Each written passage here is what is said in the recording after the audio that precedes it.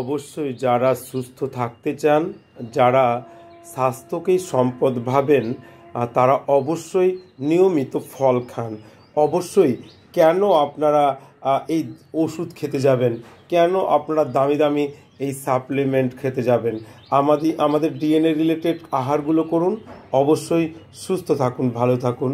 এবং আমি অবশ্যই বলবো, আপনি কেন ক্যালসিয়াম খেতে যাবেন? আপনি কলা ঠিক মতন খান, কেন ভিটামিন সি নিতে যাবেন? আপনি মৌসম্বি, এনার্জি ড্রিঙ্ক, রেড বুল এগুলো কেন খেতে যাবেন? মৌসম্বি খান, কেন ডাক্তার মানে ডাকাতের হাত থেকে বাঁচতে একটা করে আপেল খান? কেন আপনারা যারা নিজের সেক্সুয়াল জীবন নিয়ে ভাবছেন, বিশেষ করে এই ব্ল্যাক আঙ্গুরগুলো খান। এবং অবশ্যই যারা স্বাস্থ্যকে ঠিক রাখতে চান, তাদের কাছে বিশেষ রিকোয়েস্ট, তারা মাটির বর্তনে খাবার খান। মাটির বর্তনে আপনারা রান্না করুন, এই তামার বর্তনে খাবার খান।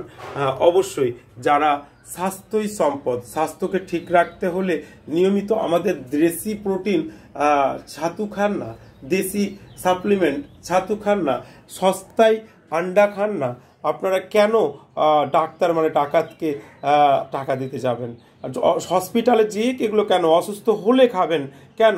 অসুস্থ যাতে না হন, স্বাস্থ্যকে যাতে ঠিক রাখতে হয়, আপনারা ফলাহার করুন। আপনারা অবশ্যই সবাই সুস্থ থাকুন, ভালো থাকুন। নিয়মিত ফলাহার, ড্রাই ফ্রুট বাচ্চাদেরকে খাওয়ান।